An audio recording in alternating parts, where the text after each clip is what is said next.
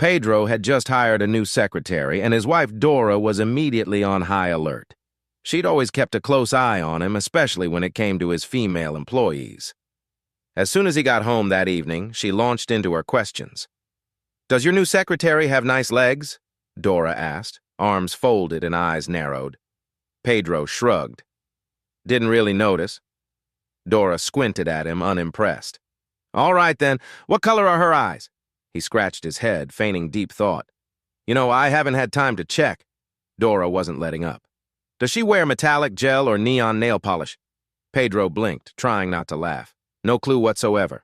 "What about her lipstick? Matte, glossy, or frosted?" Pedro sighed. "Honestly, I barely spoke to her." "No idea." Dora gave him a long, piercing stare before asking, "How does she dress?" Pedro thought for a moment and then finally gave her a sheepish smile. Very quickly.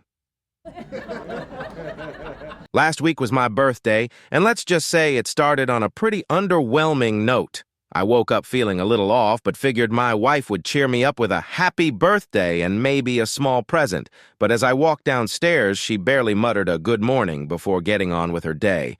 Not a single word about my birthday. Well, I thought that's marriage for you. But my kids, they'd remember, right? Wrong. They bounded down the stairs for breakfast, completely oblivious, not a word about my birthday. As I left for work, I felt lower than ever. When I got to the office, my secretary, Jane, greeted me with a warm, "Good morning, boss," and "Happy birthday." Finally, someone remembered. She even suggested we go out for lunch, just the two of us. That actually brightened my mood. We went to a quiet little bistro instead of our usual spot. 2 martinis in, and I was feeling pretty good. Then on the way back, Jane leaned in and said, "You know, it's such a beautiful day. We don't really need to head straight back to the office, do we?" Curious, I asked, "What did you have in mind?" She smiled. "Why don't we stop by my apartment? It's right around the corner." At this point, I was too intrigued to resist. We arrived at her place, and Jane looked at me with a glint in her eye. "If you don't mind, I'll be back in just a minute," she said, disappearing into her bedroom. I sat there, waiting, and maybe daydreaming a little, until suddenly she reappeared.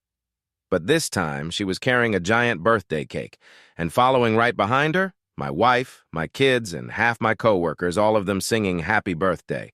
And there I was, sitting on the couch, sobbing, completely naked.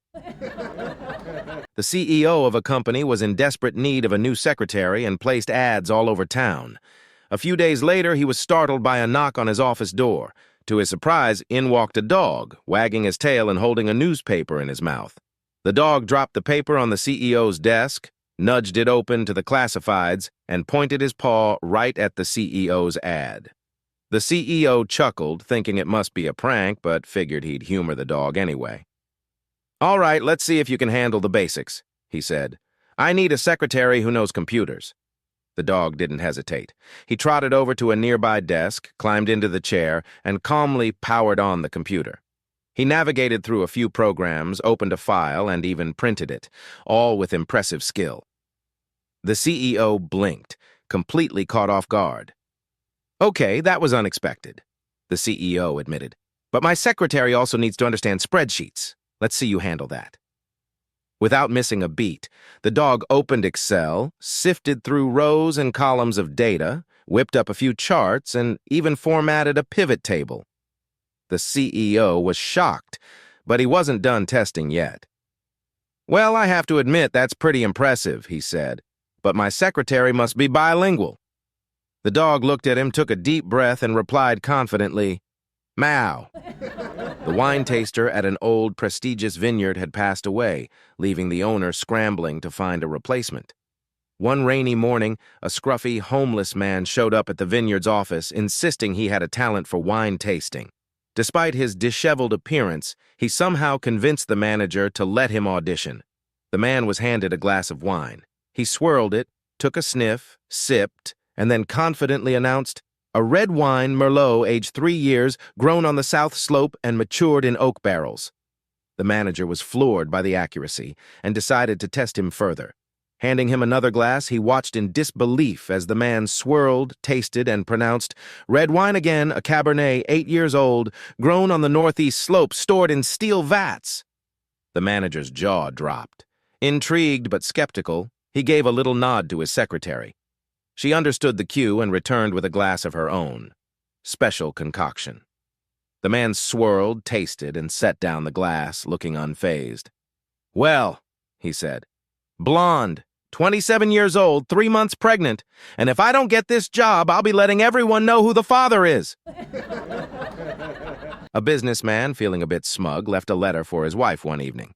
"My dear wife, I trust you'll understand that I have certain needs that at 54 you can no longer fulfill. Don't get me wrong, you're a wonderful partner, and I value you immensely. However, I hope you'll see that spending the evening with my 18-year-old secretary at the Comfort Inn is a necessary indulgence. Please don't worry, I'll be home by midnight." With a satisfied smirk, he slipped out the door, anticipating an evening of excitement. When he finally returned home, well past midnight, he found a letter on the dining room table. It read, "My dear husband, thank you for your letter and your candor regarding my age of 54. I'd like to remind you that you, too, are 54. Just so you know, I'm spending the evening with Michael, a 18-year-old assistant tennis coach from my class. Since you're a businessman with an excellent grasp of numbers, I'm sure you'll understand the math here. 18 goes into 54 a lot more times than 54 goes into 18. See you in a week." A wife stepped out of the bathroom after a nice hot shower. As she walked into the bedroom, she noticed her husband lying on the bed, giving her a strange look. Feeling playful, she smiled and said, "Sweetie, what's that look for? Can't you wait until tonight?"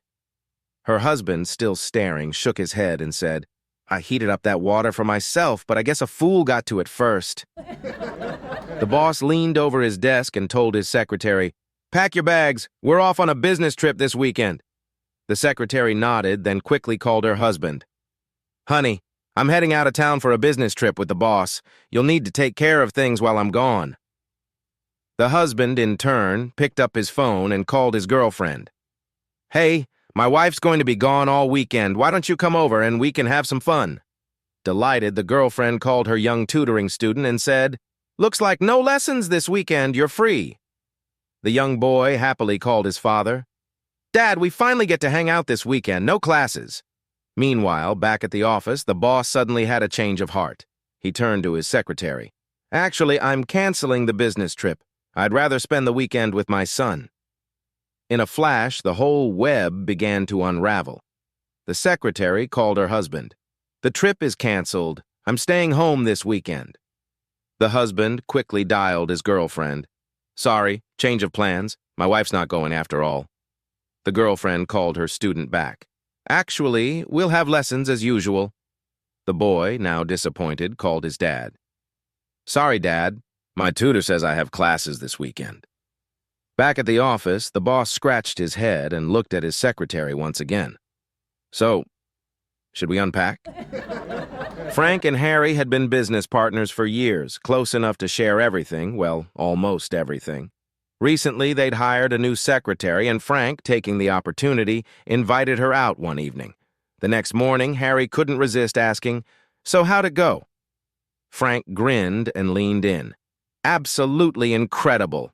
Honestly, she's better in bed than my wife." Harry laughed it off, but the idea stuck with him.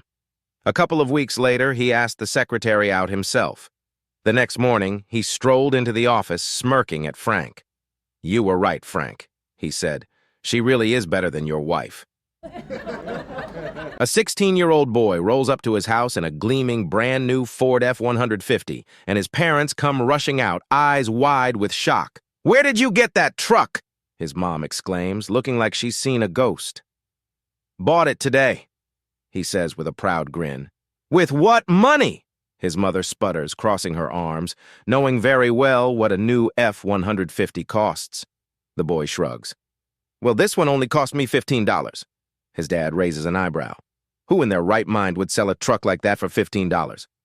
"It was the lady up the street," the boy explains. "She saw me riding by on my bike and offered to sell it to me for $15. The mom exchanges a worried look with her husband. "Maybe she's, well, not quite all there," she whispers. You'd better go find out what's going on. The father heads up the street, finds the woman calmly planting flowers in her yard, and introduces himself. I'm the father of the boy you sold your truck to for $15. Can I ask why you did that?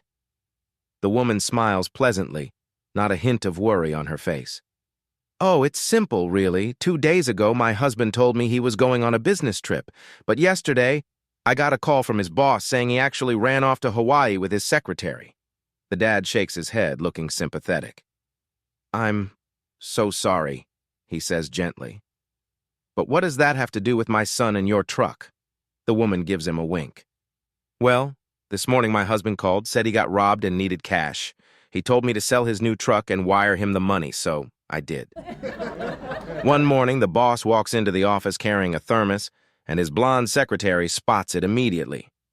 Hey, what's that thing you've got there? She asks, curiosity lighting up her face. Oh, this? He replies, holding it up proudly. It's my thermos. It keeps my hot things hot and my cold things cold. Pretty useful, huh? Her eyes widen. Wow, that is convenient. I might just have to get myself one of those. He nods, chuckling. You should. It's a game changer. The next morning, the boss strolls in and notices a shiny new thermos sitting on his secretary's desk. Ah, I see you got yourself a thermos, he says, impressed. Yes, sir. I decided I needed something to keep my hot things hot and my cold things cold, she says proudly, patting it. He grins, amused. Good thinking. So what have you got in there? She beams. 2 popsicles and a cup of coffee. Hillary Clinton visits a gifted student primary school in New York to talk about world affairs. After her talk, she invites the students to ask questions. One little boy named Kenny raises his hand. Hillary points to him and asks, What's your question, Kenny? Kenny stands up and says, I have 3 questions. Hillary smiles and nods. Go ahead, Kenny. First, he asks, what happened in Benghazi? Hillary starts to respond, but he cuts her off. Second, why would you run for president if you can't even handle 2 email accounts? Third, he continues, what happened to that $6 billion that went missing while you were Secretary of State? Just then, the bell rings for recess, and Hillary quickly announces, Okay, class, we'll continue after recess.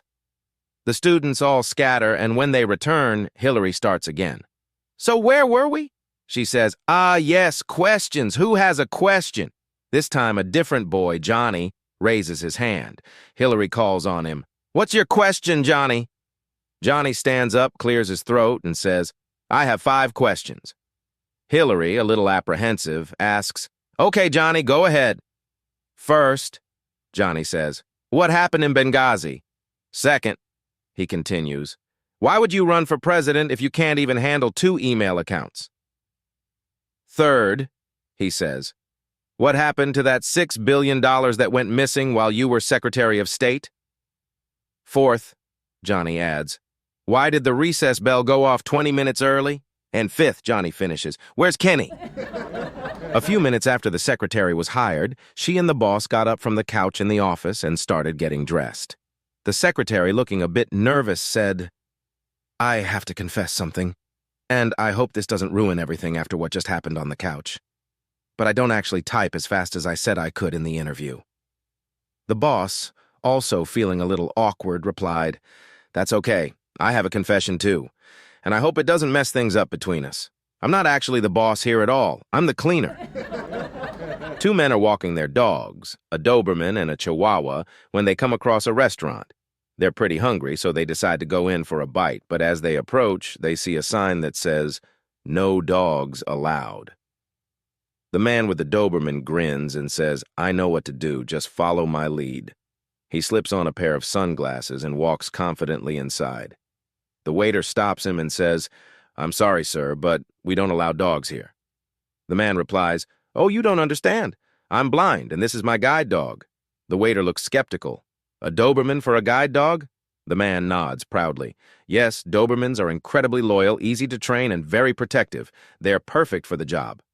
The waiter, still unsure but intrigued, sighs and leads the man to a table. The second man, excited by the first one's success, throws on his own pair of sunglasses and walks in behind him. The waiter tells him, I'm sorry, sir, we don't allow dogs here. The second man says confidently, "Oh, you don't understand. I'm blind, and this is my guide dog." The waiter looks at the Chihuahua and raises an eyebrow. A Chihuahua for a guide dog? The man looks down at his tiny dog, then back at the waiter and exclaims, "A Chihuahua? They gave me a Chihuahua?"